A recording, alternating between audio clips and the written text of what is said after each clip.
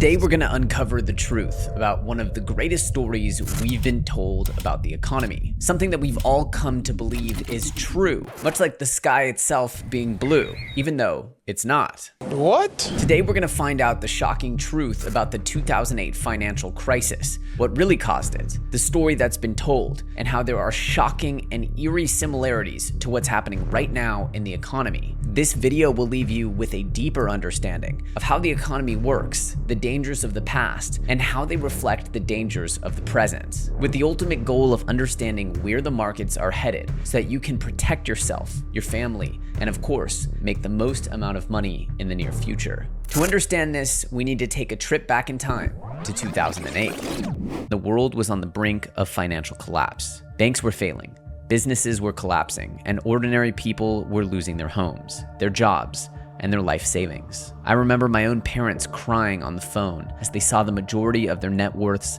disintegrate into dust. The 2008 financial crisis was a catastrophe that left an incredible mark on the global economy, and the effects are still being felt today. The great financial crisis led to an unprecedented economic response where the government lowered interest rates to zero. The country went into a recession with ripple effects around the globe, and we began a new economic normal where the big banks were bailed out for their degenerate gambling activities, and over a decade of quantitative easing or free money being flooded into the economy changed the way that the economy works as a whole. But there's one part of the story that is very important, and that is of course the reason why the great financial crisis began in the first place. You see, any AI language model can tell you that the great financial crisis was really the root of 5 core factors: the housing bubble, subprime mortgages, securitization, credit default swaps, and regulatory failure. But let's really dig into that, because there's one part of the story that seems to be the ultimate crux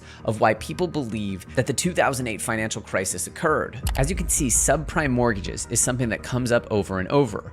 The subprime mortgages were then securitized, where they took packages of these subprime mortgages and they put them into complex financial products called collateralized debt obligations, or CDOs. This is where you take a bunch of bad loans and you package them up in mass and create a new thing, the CDO. And supposedly, these were being traded around as if they were high quality debt, meaning that they were most likely to get paid back. But this isn't the end of the road for the CDOs. As you can see, we also have the credit default swaps, where financial institutions also sold credit default swaps, or CDS, as a form of insurance against the possibility of default on these CDOs. Effectively, you have the loans, the packaging of the loans, and then the insurance against those loans, and then you mix in the good old-fashioned leverage that banks love to use, and you get a cocktail of balancing a whole lot of money on a very, very insecure amount of debt. Of course, the final explanation is a regulatory failure. This was, of course, because the regulatory bodies were not doing their job to enforce that the credit ratings of these loans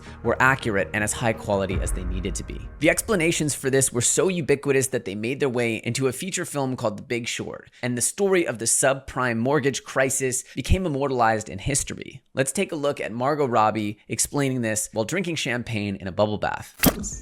But then they started running out of mortgages to put in them. After all, there are only so many homes and so many people with good enough jobs to buy them, right? So the banks started filling these bonds with riskier and riskier mortgages. Thank you, Banjo. That way, they can keep that profit machine churning, right? By the way, these risky mortgages are called subprime. So whenever you hear subprime, think shit. Our friend Michael Burry found out that these mortgage bonds that were supposedly 65% AAA were actually just mostly full of shit.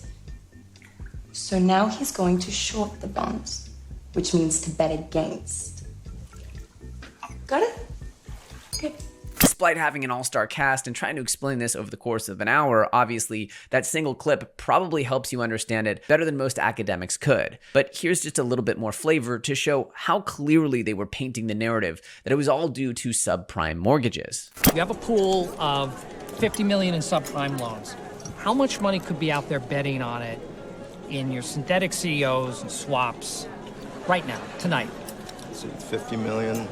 $1 billion. What?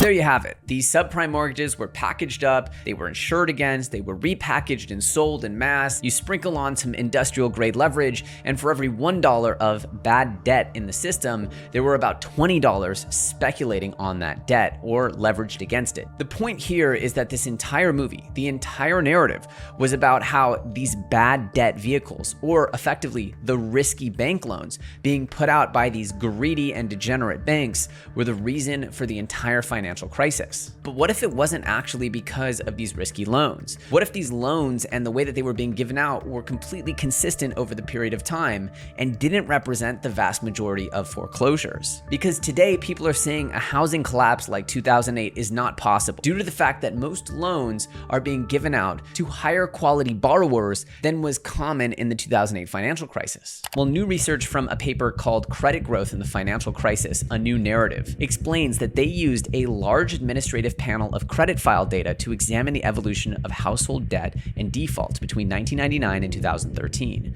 Their findings suggest an alternative narrative that challenges the large role of subprime credit in the crisis. They show that the credit growth between 2001 and 2007 was concentrated in the prime segment. The prime segment, not the subprime segment. We'll explain why that's so important in a second. And debt to high-risk borrowers was virtually constant for all debt categories during this period. The rise in mortgage defaults during the crisis was concentrated in the middle of the credit score distribution and mostly attributable to real estate investors.